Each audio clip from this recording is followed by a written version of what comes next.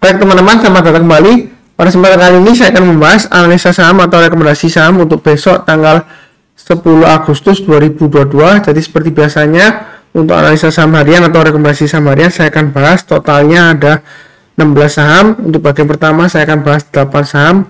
Nanti bagian kedua saya bahas 8 saham yang lainnya juga. Saya mulai langsung dengan yang pertama adalah untuk saham bumi ya, atau saham bumi resources TBK. Jadi untuk saham bumi ini sudah pernah saya bahas sebelumnya ya. Jadi koreksinya kita boleh buy weakness di area sekitar 100 ya, atau paling tidak ya kalau dia sudah berhasil naik ke atas 106 persen kita buy. Target price-nya di 130. Jadi sudah saya bahas sebelumnya. Yang ikutin saya harusnya sudah tahu ya. Nah ini Pak Sunar sudah berhasil breakout ke atas 130. Target price berikutnya di mana? Ini sudah saya gambarkan di 156 ya. Nah, kalau dia naik lagi ke atas 156, kira-kira target price berikutnya di mana? Apakah masih bisa naik lagi? Jadi saya gambarkan garis-garisnya, saya ambil dari acuan swing high sebelumnya. Jadi ini kurang lebih acuannya sekitar 168 di sini. Kemudian sebentar saya agak kasih di sini aja ya. Ini 190, kurang lebih 190 ya. Jadi agak jauh aja.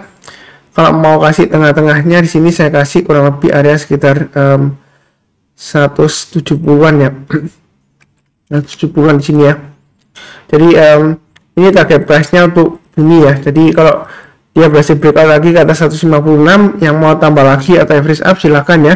Target price berikutnya di 170 dan 190, kurang lebih seperti itu ya. Kemudian yang sudah punya ya pasang aja trailing stop-nya atau stop loss-nya di 130 ya. Jadi maksimum kalau kita perhatikan di sini, ini ada swing high sebelumnya di area 122 ya. Jadi kalau turun di bawah 122, saran saya sih jual dulu semuanya. Kalau yang mau tunggu buy on weakness, saran saya tunggu di area sekitar 100 sampai dengan 106 ya. Jadi kalau dia koreksi di bawah 100 atau di bawahnya 106 ya, kalau dia berhasil rebound mantul ke atas 100 atau ke atas 106 ya, kita boleh buy. Buy-nya bertahap aja. Kalau dia breakout lagi ke atas 122 ya, yang mana adalah swing high sebelumnya di sini ya. Jadi kalau dari bawah dia koreksi kemudian breakout lagi, kita boleh buy ya. Jadi buy berikutnya di area 122. Jadi kalau sampai di 106 ya, kita di 122 aja. Artinya kalau dia turun di bawah 122, kalau dia berhasil rebound atau mantul ke atas 122, barusan kita buy ya. Kalau misalnya dirasa terlalu dekat ya pakai yang bawah aja ya. Tapi saya nggak melakukan koreksi enggak ya. Sejauh ini memang uptrendnya masih cukup bagus ya. Saya sudah sebutkan sebelumnya, MA20 nya masih mengarah ke atas, harganya masih di atasnya MA20 nya ya. Nah pertanyaannya, kalau yang belum punya apakah boleh langsung buy besok Pak Sunar? Kalau mau langsung buy boleh aja, tapi buy-nya bertahap aja. Kalau dia naik lagi ke atas 156, kita boleh tambah lagi atau average up ya. Kalau dia breakout lagi ke atas 170, tambah lagi target price-nya sekitar 190 sampai dengan 200 ya. Itu untuk bumi ya. Buy-nya bertahap aja. Kalau yang mau langsung buy langsung boleh aja, tapi kita buy-nya bertahap aja. Jadi setiap kelipatan 10 rupiah, kalau mau tambah lagi atau berdasarkan garis-garis yang sudah saya berikan ya, kurang lebih seperti itu ya. Yang penting di sini adalah tetap sama selama dia masih bertahan di atasnya 100 ya. Nah, dia masih ada potensial untuk naik terus. Kemungkinan besar target price-nya sekitar 200 ya. Jadi masih bisa ya. Ini memang volumenya juga lumayan tinggi.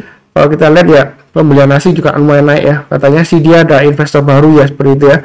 Tapi saya terus terang aja nggak ngikutin lagi. Memang sebelumnya saya sudah buy, tapi kemudian kena trading stop, saya nggak buyback ya, seperti itu ya. Jadi saya terakhir memang fokusnya di BMRI ya. Saya buy-nya lumayan banyak.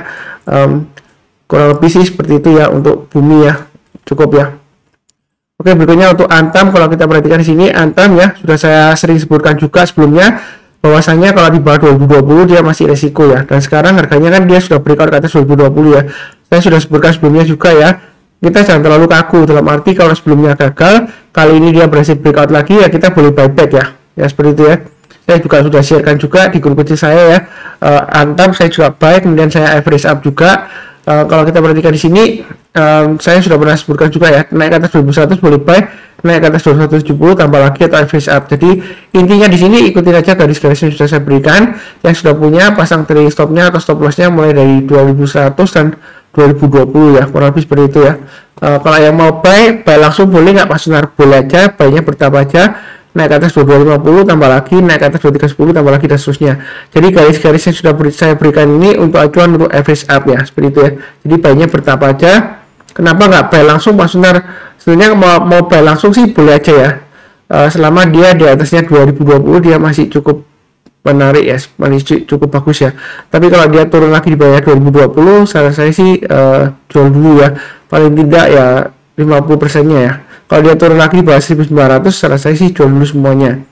Memang di sini saya pernah kasih area buy weakness di 1840, tapi kalau sudah berhasil breakout higher high, kita buy weakness-nya kalau misalnya nggak mau langsung buy, tunggu aja sekitar area 2020 ya.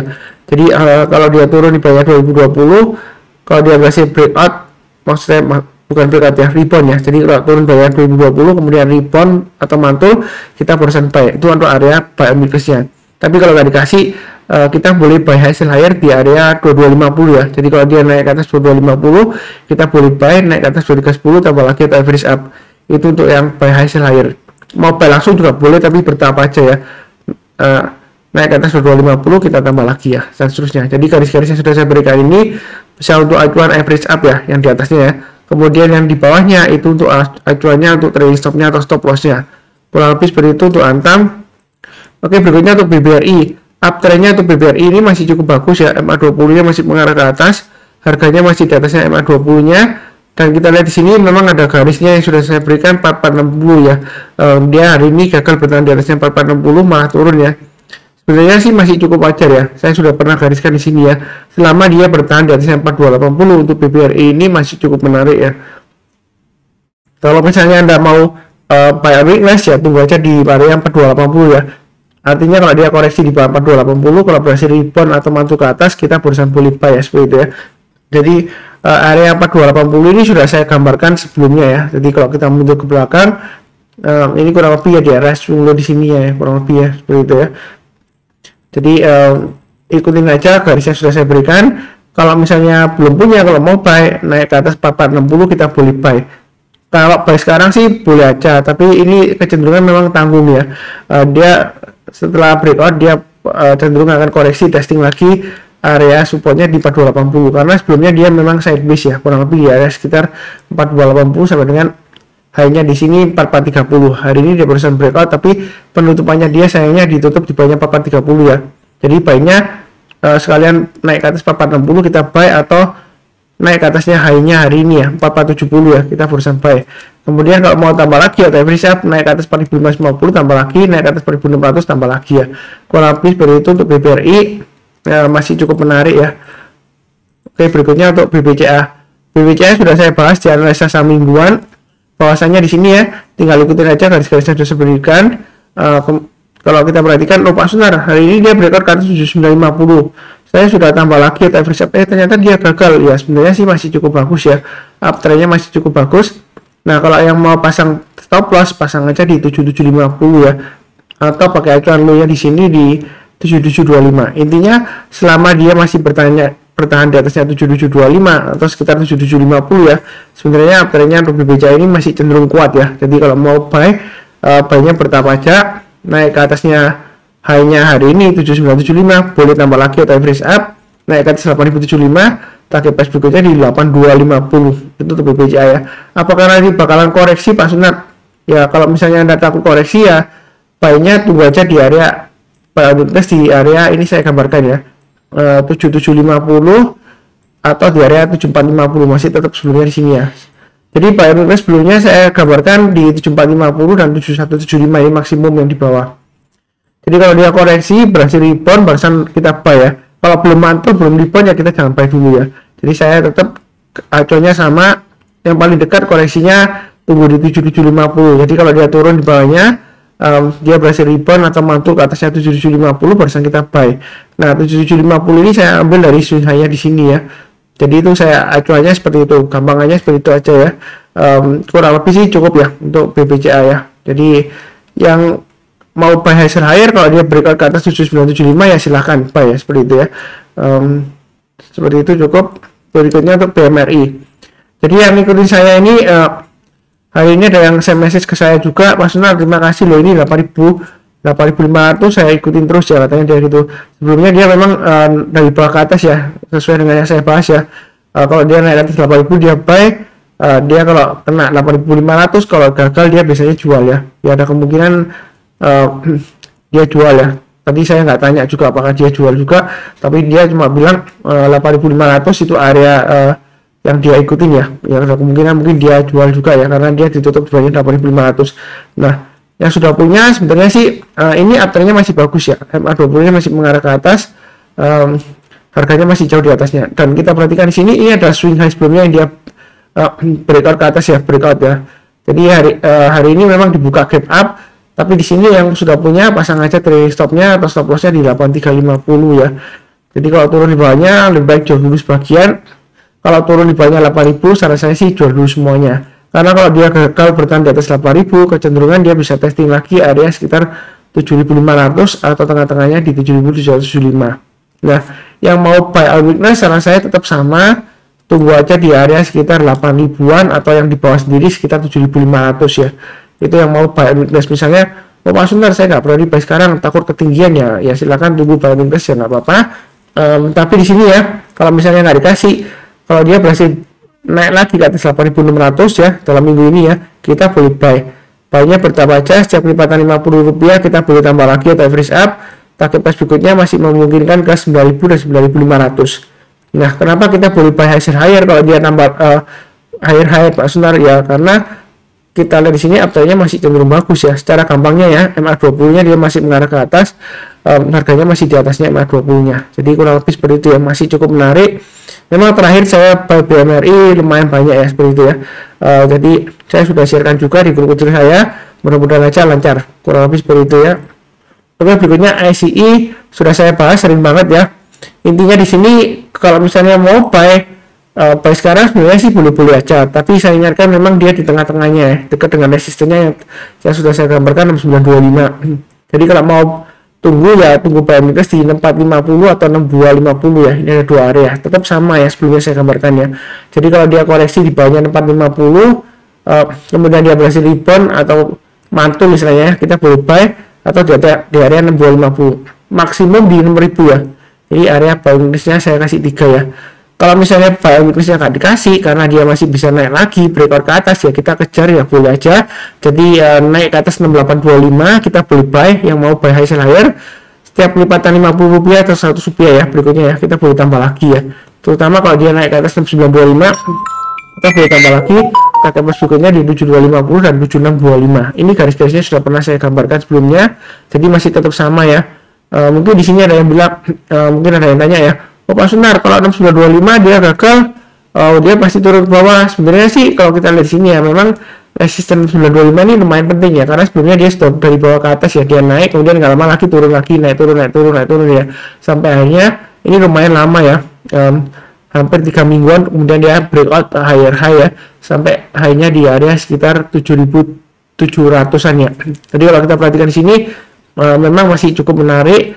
Kalau mau buy-nya pertama aja, kalau nggak berani atau takut ya tunggu di area 3, area buy resminya ada 3 ya.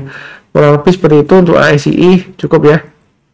Berikutnya untuk BBNI. Nah, BBNI di sini kalau kita lihat sesuai dengan garis yang saya gambarkan ya, masih tetap sama. 8450 ke atas boleh tambah lagi atau average up. Mungkin ada nanya, oh Pak Suntar, ini hari ini saya sudah buy tambah lagi. Nah, ternyata kok dia ditutup testing lagi 8450, apakah bisa masih naik lagi? Ya kalau kita perhatikan secara mudahnya ya, kita lihat MA20 nya sudah mengarah ke atas ya sini ya. Harganya sudah di atas MA20 nya, dan kalau sudah saya gambarkan sebelumnya ya 7950 di sini ya. Jadi yang ngikutin saya harusnya sudah buy dari 7950 ke atas ya.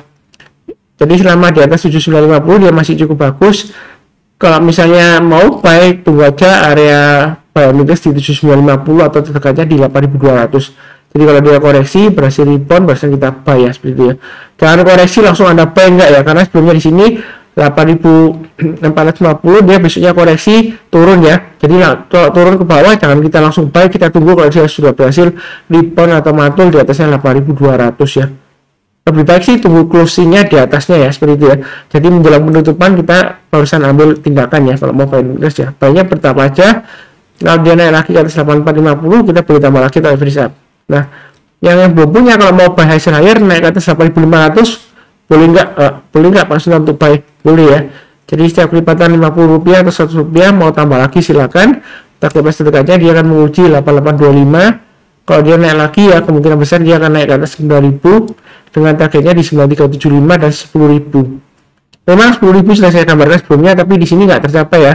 Tapi kalau kita lihat dari high-nya di 9.900 ya, boleh dikatakan ya tercapai lah. Memang kalau kita bicara mengenai gambaran garis-garis support dan resistance, kita nggak bisa beranggapan wah market harus selalu ikut garisan kita, nggak ya seperti itu ya. Jadi kita harus fleksibel juga, jadi jangan terbalik ya, bukan market yang harus ngikutin garis kita, enggak ya. Jadi garis-garis itu untuk acuan support dan resistennya ya, kurang lebih seperti itu. Jangan lupa pasang trailing stopnya dan stop lossnya. Cukup ya untuk BBNI. Oke, berikutnya untuk Adaro. Jadi Adaro bagaimana Pak Sunar? Apakah ini dia rebound bakalan naik lagi ke atas 3.200 atau masih resiko atau gimana gitu ya, pertanyaannya biasanya gitu. Jadi kalau yang sudah punya, saya sudah gambarkan support resistennya ya, supportnya di 3.000 dan resisten terdekatnya di 3.200. Jadi yang sudah punya ya pasang aja trailing stopnya atau stop lossnya kalau dia turun di bawah 3.000, atau pakai acuan swing high swing low di sini ya. Swing low-nya kemarin kan di 3.030. Jadi kalau turun lagi di bawah 3.030 jual dulu ya, seperti itu ya. Karena kalau dia turun di bawah 3.000, ini kemungkinan dia akan testing lagi area 2.800 ya. Jadi tunggu aja. Kalau yang mau buy on weakness nggak berani buy sekarang ya, tunggu area 3.000 atau 2.800. Jadi tetap sama ya. Ini yang sesuai dengan saya gambarkan sebelumnya. Jadi kalau dia koreksi di bawah 3.000, berhasil rebound atau mantu ke atas, kita barusan buy ya.